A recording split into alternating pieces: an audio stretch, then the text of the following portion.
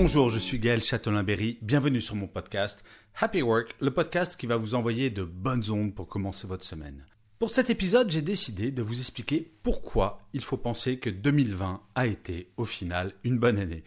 Oui, je sais, on est toutes et tous fatigués, on en a marre de cette année 2020.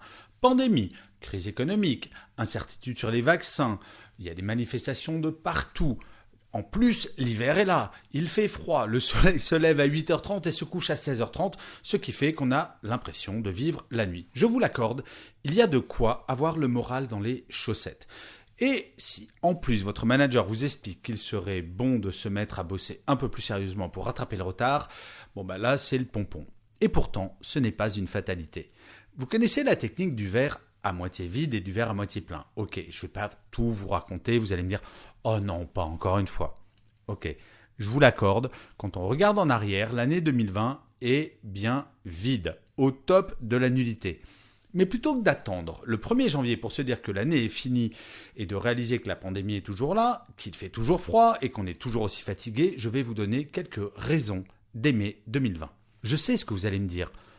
On se serait bien passé de cette pandémie. Oui, ok, mais quand on me dit vivement que l'on revienne au monde d'avant, qu'est-ce que le monde d'avant avait de si formidable ?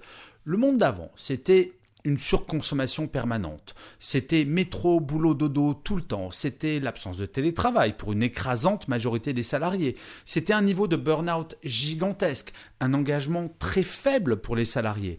Des métiers de l'ombre qu'on ne regardait jamais, comme par exemple les éboueurs, les agents de caisse, qui nous sont apparus soudain comme des super-héros. Si vous regardez objectivement ce monde d'avant, il n'avait rien, absolument rien d'extraordinaire. Oui, ok, le monde d'avant est mieux que le monde dans lequel nous sommes là, maintenant. Mais la question c'est, et après ? Imaginez que la pandémie, au-delà de l'horreur sanitaire que cela a été, soit considérée comme une gigantesque leçon de vie à l'humanité qui va nous faire enfin comprendre que ce sont les petites choses qui sont fondamentales, et pas forcément le fait de pouvoir faire des voyages à l'autre bout de la planète. Bref, plutôt que de se lamenter en regardant derrière nous en nous disant que 2020 a été la pire année de notre vie. Ce qui, objectivement, est probablement vrai pour beaucoup. Si nous réfléchissions à ce que nous allons faire une fois la pandémie derrière nous, en 2021, dans moins de 15 jours. Et si ces 2 dernières semaines de cette année, nous les utilisions pour commencer à construire l'après, à nous réjouir de cette sortie du tunnel qui approche. Alors je vais vous faire cette liste. Première raison de nous réjouir, un vaccin a été trouvé. D'autres virus nous pourrissent la vie depuis des décennies. Le sida en premier. Et là, nous avons un vaccin en moins d'1 an. Deuxième raison. Avant la pandémie, le télétravail était un fantasme pour beaucoup. Aujourd'hui, c'est une réalité. Et je vous garantis que pour les personnes qui voudront faire du télétravail après la pandémie, vous pourrez. Troisième raison. Depuis 2020, nous réalisons que l'humain est plus important que l'économique. Cela laissera des traces pendant longtemps. Moi, franchement, depuis que j'ai commencé à travailler, donc au siècle dernier, on m'a bien fait comprendre que l'économie était beaucoup plus importante que le bien-être des gens. Et là, franchement, non, notre bien-être est plus important, notre santé est plus importante que l'économie. Et ça va rester. Quatrième raison, en 2021, sérieusement, plus de masques. Ça nous semble aujourd'hui une réalité quotidienne et ça l'est. Et là, en 2021, nous pourrons enfin ressortir avec ce plaisir de pouvoir respirer de l'air, pur ou pas pur si vous êtes comme moi dans une grande métropole. Mais malgré tout, 2021, nous allons retrouver ce plaisir alors que maintenant, je suis sûr que ça vous est arrivé à vous aussi, parfois au début de la pandémie, de sortir « Oh mince !» et de revenir chez vous parce que j'ai oublié mon masque. Maintenant, on ne l'oublie plus. Eh bien là, peut-être qu'en 2021, on va connaître le plaisir de se dire « Ah mince, je l'ai oublié !» Oh, non, je ne l'ai pas oublié, on n'a plus besoin d'en mettre. Et ça, quel plaisir. Cinquième raison, en 2021, nous allons retourner au cinéma, au théâtre, dans nos bars, dans nos restaurants. Toutes ces petites choses que l'on considérait comme acquises, on va retrouver le plaisir d'y aller.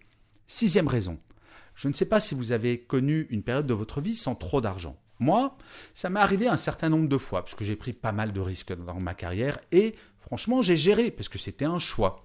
Eh bien, c'est grâce à ces périodes qu'aujourd'hui je connais la valeur de l'argent, que je mesure la chance que j'ai de bien gagner ma vie. Eh bien, en 2021, nous allons redécouvrir les bonheurs des petites choses. Et ça, c'est tout simplement extraordinaire. Ce que nous considérions comme acquis, comme normal, comme logique, aujourd'hui, nous mesurons à quel point, non, c'est pas normal, c'est pas logique. Et nous allons les apprécier énormément. La 7e raison, sans la pandémie, et là, je dois bien vous dire que c'est un peu subjectif parce que je suis marié avec une femme américaine et donc une partie de ma belle famille est aux États-Unis.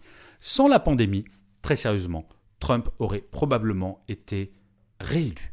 Et le fait que Donald Trump, en 2021, en janvier pour être précis, disparaisse de notre univers, j'ai envie de dire, en tout cas de notre univers politique et médiatique, je dois bien vous dire que ça me remplit quand même de joie pour finir cette année 2020.